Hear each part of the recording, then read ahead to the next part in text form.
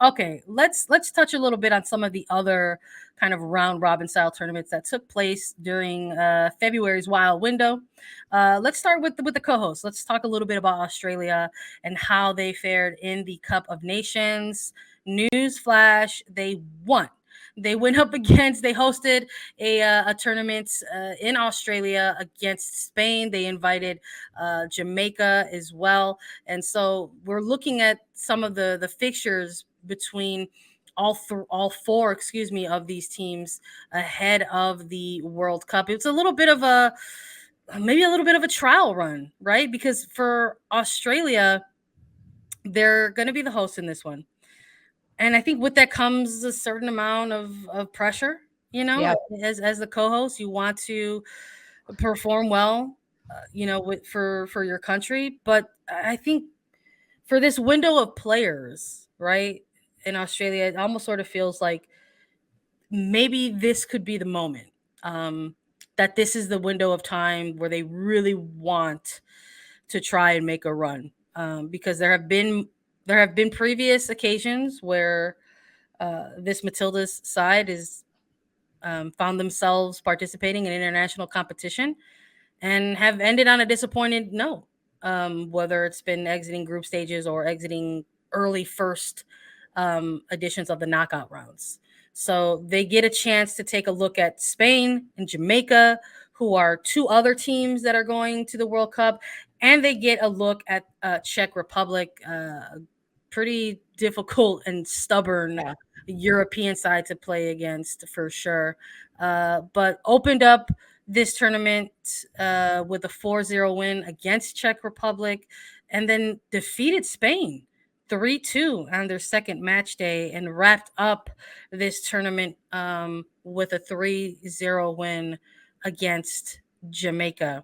So I think, look, the one that stands out, I think if you're looking at all these, probably that 3-2 game Yeah. against Spain. Um, we're talking a little bit about England and how you have uh, different goal scorers sort of stepping up and making a point. And it looked like for Australia, it mirrored a little bit of similarity there. From game to game, you had different goal scorers in Yeah. each one. No, So it's definitely a positive for Australia coming out of this. I mean, this was a big tournament for them to be able to host this. It was the second time that the Cup of Nations was happening with a couple years gap in between. And yeah, I think there is a lot of pressure on Australia that their country's putting on them, maybe that the world is even putting on them, and probably that they're putting on themselves a little bit. And they have to try to balance that. I think they've done a nice job preparing themselves for this World Cup with all the different international friendlies that they've been able to host. And I think that the country in itself, right, is doing a good job of that. I mean, yeah, we have to look at that 3-2 win over Spain, because this is an Australian team that in the first day won 4-0 over Czech Republic, a stubborn Czech Republic team, as you mentioned. And that was a dominant win. That was a great win. 3 goal scorers on 4 goals, pretty spread out as well. They started really fast against Spain in this second match day. It was quick. They were on the front foot. They put Spain on their heels to start this game. And before you know it, heading into the halftime, Australia is up 3-0 over this Spanish side. And this is what worries me about this Australian side. That's defense. what worries me. They went up 3-0 against Spain after a really consistent first game against Czech Republic, and then they conceded 2 goals to Spain. Spain was climbing back into it. Spain did not give up. They wanted to fight. They wanted to win this game, and Australia let their guard down a little bit. Spain comes back in the 73rd minute, and then in the end of the game, stoppage time, end up scoring the second goal. But that's a little too close for comfort for me. I mean, scoreline says a lot about games, but I think you have to really watch it and see how the game unfolds to understand the flow of it and how it happened. And I was worried for Australia during this game. Look, I think with this match in particular, you've got two fairly high ranked teams going head to head, both headed to the World Cup as well. And the timing in which these goals came, I think, is important, as you noted, because they were later in the second half, whether it was Carmona's goal in the 73rd minute or a 94th stoppage time minute goal. That could come back and haunt you in a World Cup, you know? So they got out of it. That's how you lose games in the World Cup, Yeah. if you're not willing to defend until the very last second. I mean, we can even relate this to the Americans game that they just played, United States in the SheBelieves Cup Yeah. against Brazil. The final minutes, Brazil is doing everything they can to get Yeah. on board and get a goal, and the United States is in a low block. They're Yeah. defending, they're getting everything out. They've dropped Taylor Korniak between the center backs, the tallest field player, just so anything that comes in over the top off a set piece, off a corner kick, Korniak can head it out and get on the end of it. It's that, and that's the little bite that Australia didn't have at the end of that Spain game. And That I think it's frustrating too, as like, again, I'm talking about this current roster of players. These are all players who've played together for yeah, quite some time. I mean, Sam Kerr representing her nation since she was like a teenager, and it's just kind of like this sort of has been a part of the team's reputation, I guess, for lack of a better word. This sort of these defensive breakdowns that you see from time to time from the Matildas, kind of coming to light, and often coming to light in this manner later in games or against other top opposition. So they end up the winners, though. I think they were the only team in this competition to have all three wins. And collect all of the 9 points, and it was like, what, listen, I think it was just cool to just even have the tournament of nations back, I right? This is agree. one of those tournaments. When we were previewing this window, we talked about how this tournament was making its return, that we saw this window of kind of tournament be affected by the ongoing pandemic. Right at its peak, they put a pause on it, and there was no tournament of nations for a couple of years. I mean, it made its return, I think, in like they said that was one of the things that they was making Yeah. its return in 4 years. So the fact that they've cranked this back up again, I think, is a big win in general for the federation. The fact that they cranked this back up and hosted it, and they're on their way to being co-host of the World Cup, I thought was very important. And I think every window and every minute within these matches is going to count, especially for these World Cup bound teams. Yeah. Because And we just talked about it with jumping off of the Arnold Clark Cup in England and looking ahead to this April window ahead. Australia is going to play against England in England, and I think that'll be an interesting test for both sides, because let's no, listen. Australia is going to have to defend. All goal scoring, no Yeah, defense for five. I mean, Give it to me. neither I side. want to see the 5-4 scoreline. Give it to me, England. That's what it'll be. Honestly, it could even be more than 5-4. The way that the clip that England's scoring right now, and the lack of defensive integrity that Australia has right now, it could be wide open, and you get Sam Kerr on a run for Australia. Bam, bam, bam. Before you know it, it's 6-4. Absolutely. Shout out to the Pinatar Cup. Iceland coming out the winners in that one, with Wales, Scotland, and Philippines. Unfortunately, Philippines, the debutantes, one of the 8 debutantes who will go to the World Cup, exiting this round robin tournament without a win. Iceland claiming the Pinatar Cup in that one. Tournoi de France going to France. Maybe a little bit of a shocker there. There were some narrow score lines in this one against Denmark. Uruguay was also participating in this tournament with France, along with Norway. But France just sort of edging things out in the group there with 7 points and walking away the winners for Tournoi de France. But we also wanted to chat a little bit about the Revelations Cup, because that was one of the tournaments that we had previewed coming up in this February window, and it was very unique because it was the first edition.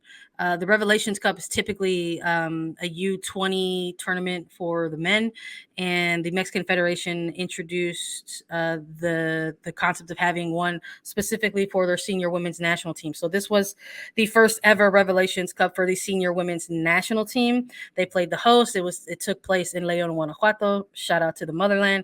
And they went ahead and they invited Nigeria, Colombia, and Costa Rica in this one. And when we were previewing this, Lisa, we were kind of excited about it because this was going to be one of those round robin tournaments that had multiple World Cup bound teams. So while we were really hyped on SheBelieves Cup because every single team, all 4 of them, were World Cup qualified, there were a couple other tournaments that might have only had 2 or 3, and the Mexican Revelations Cup was one of those tournaments that had 3 nations headed to the World Cup. Mexico, not one of them though.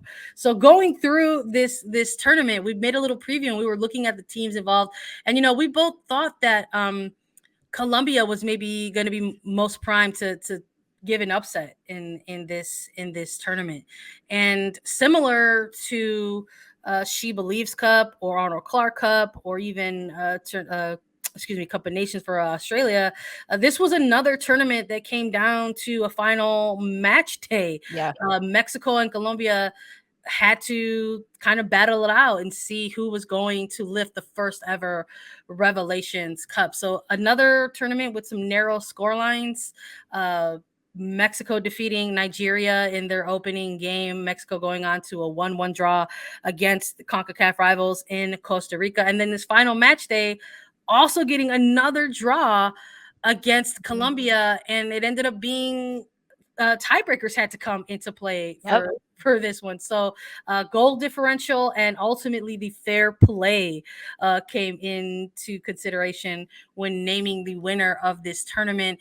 It ended up being that Mexico actually had fewer yellow cards in the final standings, even though Colombia and Mexico ended with the same amount of points. So they both had the same +1 goal differential. They had to go to fair play, and turns out fouling less and earning less yellow cards means the difference in Talk about a tiebreaker. lifting a trophy. But yeah, at least it didn't come down to a coin flip, because I just hate that.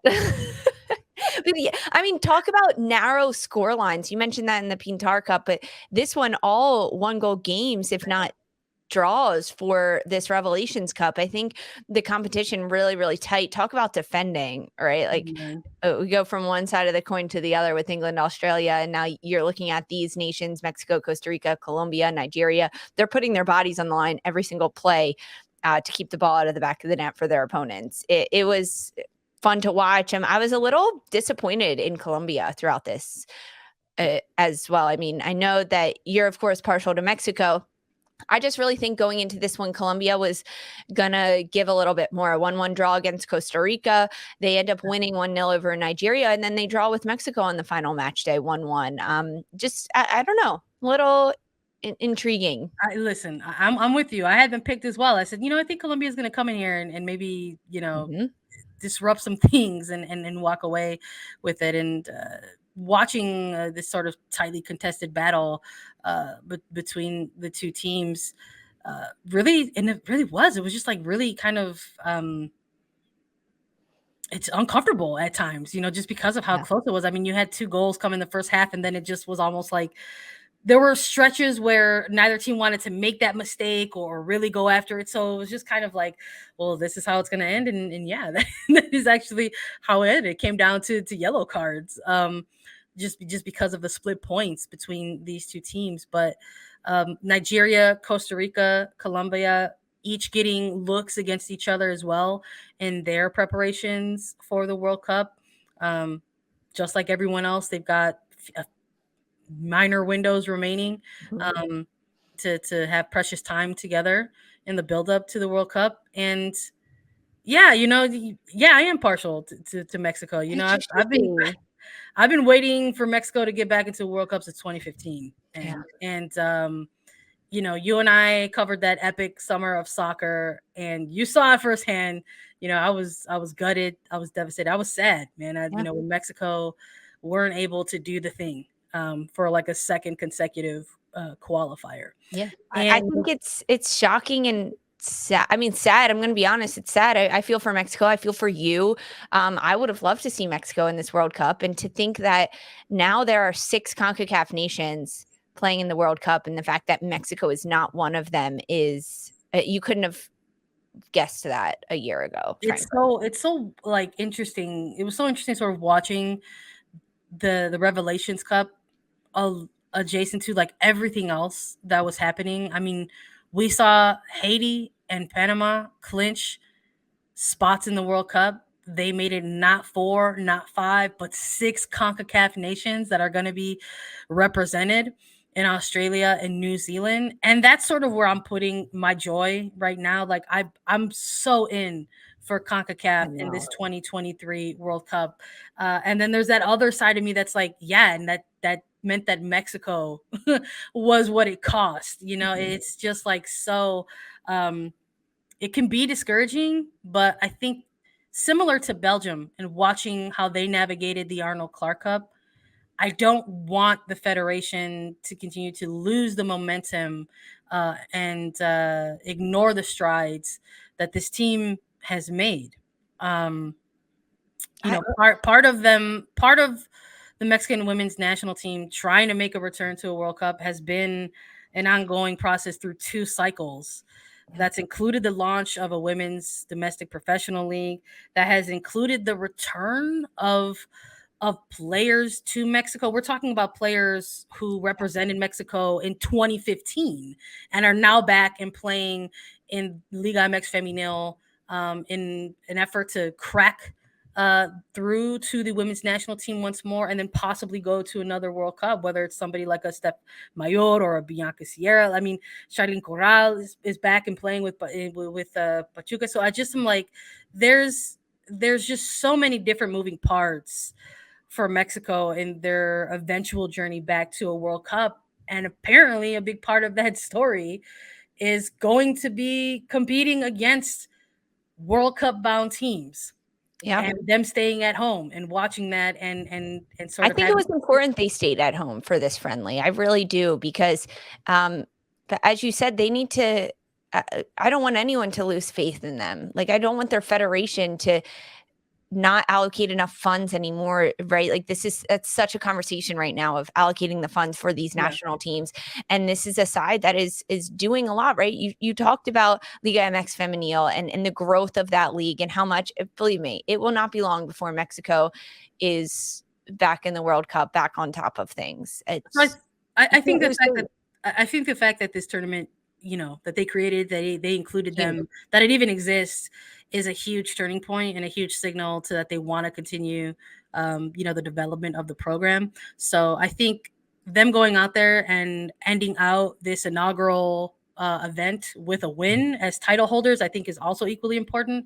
So felicidades and congrats to Mexico for lifting the inaugural Revelations Cup.